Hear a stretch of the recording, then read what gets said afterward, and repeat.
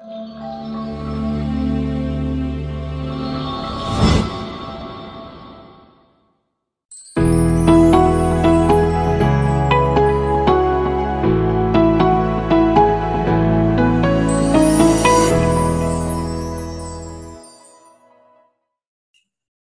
kasih Siskon, Shalom, selamat malam Bapak Ibu sekalian, puji Tuhan. Kalau kembali pada malam hari ini kita bisa bertemu kembali di acara kesukaan kita, kesayangan kita, Komsel dan doa. Puji Tuhan ya, kita bisa bertemu kembali. Sekarang temanya yang dikasih sama Siskoni sebagai pengurus Komsel dan Bu Esther, pilih Tuhan atau dunia. Nah, ini menarik ini. Kalau kata-kata pilih Tuhan atau dunia nih, saya jadi ingat lagunya Krisdayanti itu. Kalau mungkin ada semua dari sini yang tahu, pilihlah aku jadi pacarmu, kan? Yang lain belum tentu setia. Jadi pilihlah aku. Nah, gitu. Jadi saya kemarin dikasih tema ini jadi bingung juga nih. Waduh, masa saya harus membahas syairnya Krisdayanti gitu kan, lirik-liriknya Krisdayanti.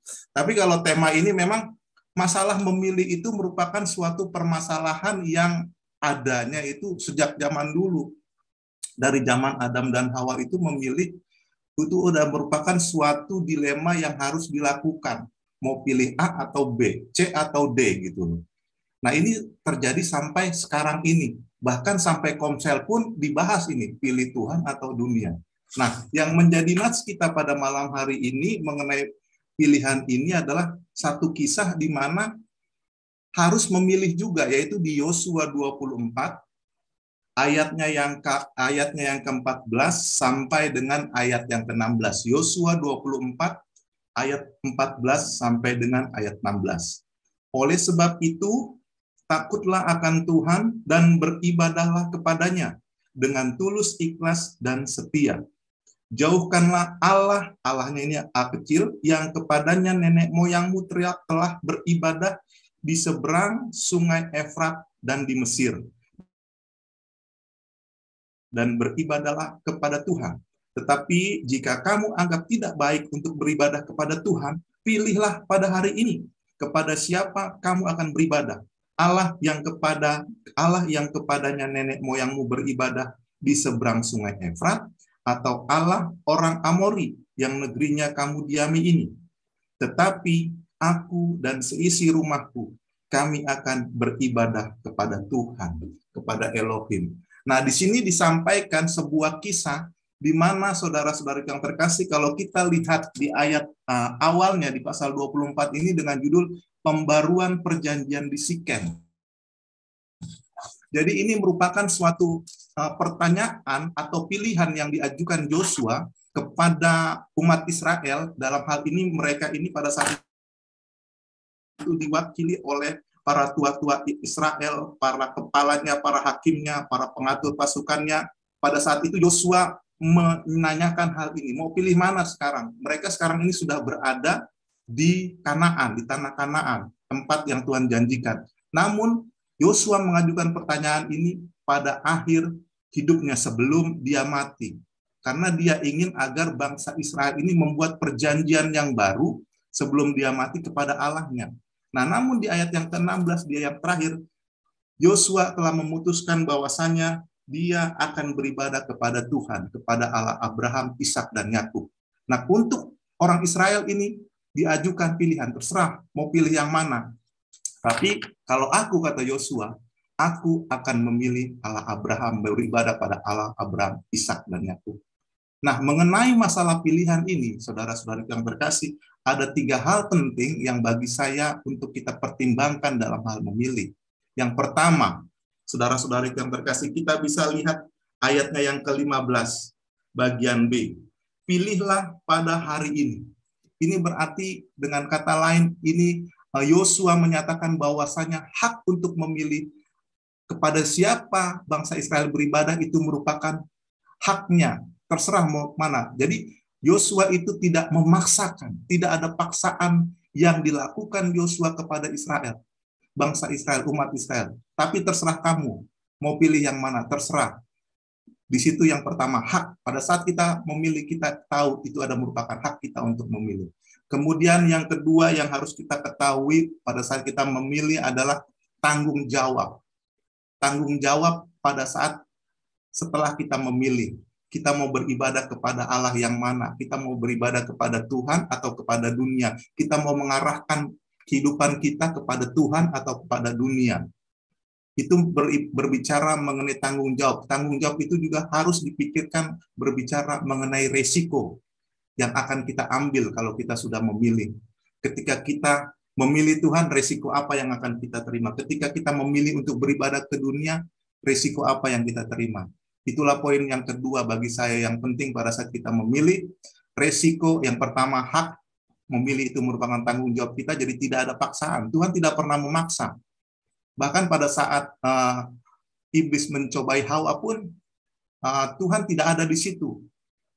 Diberikan hak bebas untuk Hawa memilih apakah makan atau tidak. Tapi akhirnya Hawa memilih untuk memakan buah yang dilarang Tuhan. Jadi hak itu merupakan kehendak kita, pilihan kita. Tapi resiko itu terima, itu merupakan tanggung jawab kita. Dan poin yang ketiga, di sini dari ayat yang kita baca tadi, disampaikan oleh Yosua kepada umat Israel bagaimana kemampuan Allah yang disembah oleh orang-orang Amori dan juga yang di Efrat gitu. Mereka dikasih tahu, kalau kamu mau memilih beribadah kepada orang-orang Amori, kamu sudah lihat kalau kita baca pasal-pasal sebelumnya, orang-orang Amori itu dikalahkan. Suku-suku Amori itu dikalahkan oleh orang Israel, sehingga orang Israel bisa tinggal di Kanaan. Demikian juga dengan suku-suku Efrat. Mereka mempunyai Allah sendiri. Jadi dengan kata lain, Yosua mau kasih tahu nih, orang Israel, kalau kamu memilih menyembah atau beribadah kepada Allahnya orang Amori, Allah yang mereka punya itu kualifikasinya itu lemah. Allah mereka itu bisa kita kalahkan. Kemudian Allah mereka itu tidak bisa berbuat apa-apa. Allah mereka itu tidak hidup. Tapi coba kau dengan kata lain di sini, walaupun secara tidak tertulis, Yosua mau ngasih tahu, kita berada di Kanaan ini itu semua karena kita punya Tuhan yang berkuasa, yang mampu mengalahkan suku-suku yang tinggal di Kanaan pada saat itu. Sehingga Allah yang kita punya pada saat itu, Yosua walaupun tidak menyatakan, Allah yang kita punya adalah Allah yang lebih berkuasa, Allah yang lebih hebat, Allah yang lebih dapat diandalkan, Allah yang mengasihi, dan juga apabila memflashback, Allah yang kita sembah, Allah yang pada saat hari ini kita akan melakukan perjanjian kepadanya lagi, itu Allah yang menepati janjinya kepada kita. Karena pada saat itu, di Yosua ini, bangsa Israel telah berada di tanah Kanaan.